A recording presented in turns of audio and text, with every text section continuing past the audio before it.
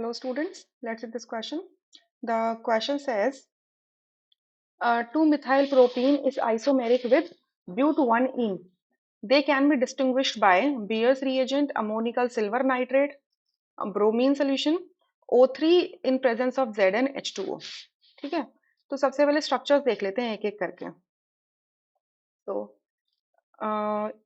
यहाँ से मैं 2-मिथाइल प्रोपीन लिख लेती हूँ. 2-मिथाइल प्रोपीन, प्रोपीन ही आपका ये हो गया. तो 2-मिथाइल मतलब यहाँ पर हाइड्रोजन सेटिस्फाई करवा लो H2. ठीक है, यहाँ पर एक भी हाइड्रोजन नहीं आएगा, यहाँ पे 3 आएंगे. और आपका but1-ene कैसा हो जाएगा, कुछ ऐसा. ये हो जाएगा आपका but1-ene.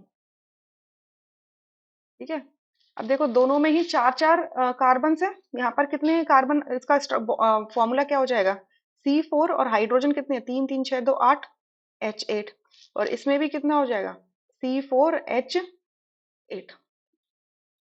ठीक है, 2 4 5 3 8. ठीक है, तो केमिकल फॉर्मूला दोनों का सेम है, बट आप चेन लाइन डिफरेंट देख सकते हो. फंक्शनल ग्रुप एक ही प्रेजेंट है, इसका मतलब ये क्या है, दोनों के दोनों स्ट्रक्चरल आइसोमर्स हैं, जिसमें ये चेन आइसोमर्स हम इन्हें कह सकते हैं. ठीक है, क्योंकि चेन लाइन डिफरेंट है. तो अगर मैं इनका रिएक्शन एक एक करके देखूं, करवाती जाऊं. ठीक है, अगर मैंने पहला करवाया बीयर्स रिएजेंट से. बीयर्स रिएजेंट होता है cold and dilute KMnO4 solution. Cold and dilute होता है, कोल्ड एंड डाइल्यूट. तो ये क्या करता है, डबल बॉन्ड में हाइड्रोक्साइड्स लगा देता है. तो यहाँ पर बनेगा आपका CH2OH, COH, ये आपका CH3 और ये आपका CH3. ठीक है, सिमिलर वे में अगर इसमें भी मैंने ऑप्शन 1 लिख रही हूँ. ठीक है, ऑप्शन 1 में जो रिएजेंट है डाला, तो क्या बन जाएगा, CH2OH, COH, H, CH2, CH3.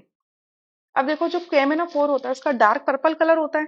मतलब अगर डार्क पर्पल कलर है और ये कंपाउंड डिकम्पोज होकर आपको डाई अल्कोहल या विसिनल अल्कोहल दे रहा है, तो ये जो रिएजेंट होगा ये डीकलराइज्ड हो जाएगा एल्कीन में. इन दोनों ही एल्कीन्स के अंदर डीकलराइज हो जाएगा, यानी कि ये डिस्टिंग्विश नहीं कर सकता.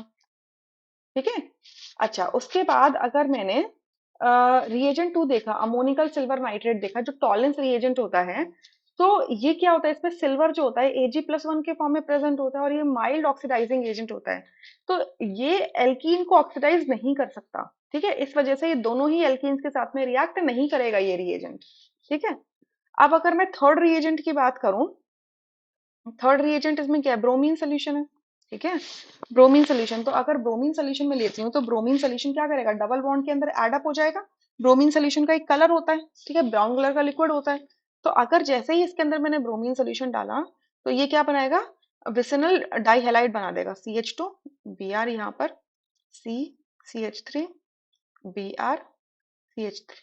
ठीक है, ये बन गया विसिनल डाइहैलाइड. सो ये एल्कीन क्या कर रहा है, इस ब्राउन कलर के रिएजेंट के साथ रिएक्ट करके इसको डीकलराइज कर रहा है.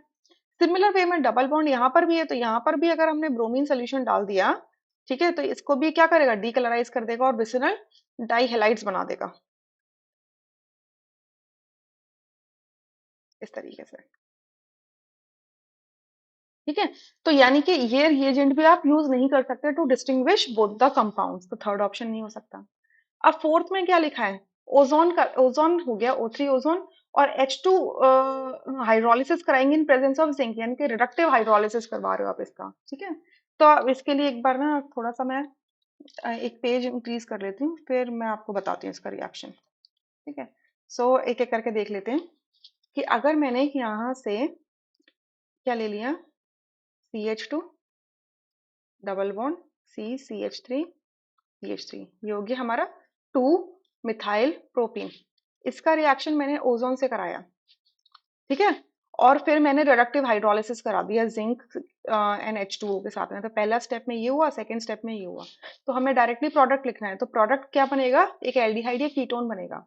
तो ये जो डबल बॉन्ड है ना, इसको ऐसे करके बीच से ऐसे ब्रेक कर दो और डबल बॉन्ड के साथ में ऑक्सीजन लगा दो, तो ये बन जाएगा आपका HCH. तो ऐसे ही था, ये डबल बॉन्ड ऑक्सीजन हो गया, और इधर क्या हो जाएगा, carbon double bond oxygen CH3 and CH3.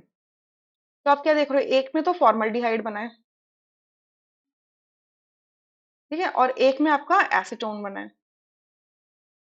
Clear.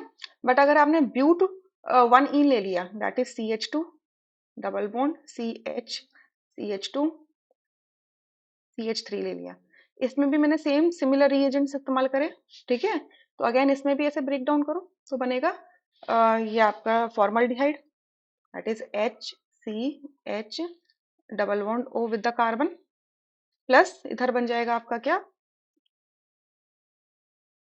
ये इस तरीके से CH2 CH3 यहाँ पे बनेगा आपका, ये तो आपका फॉर्मल्डिहाइड हो गया सेम,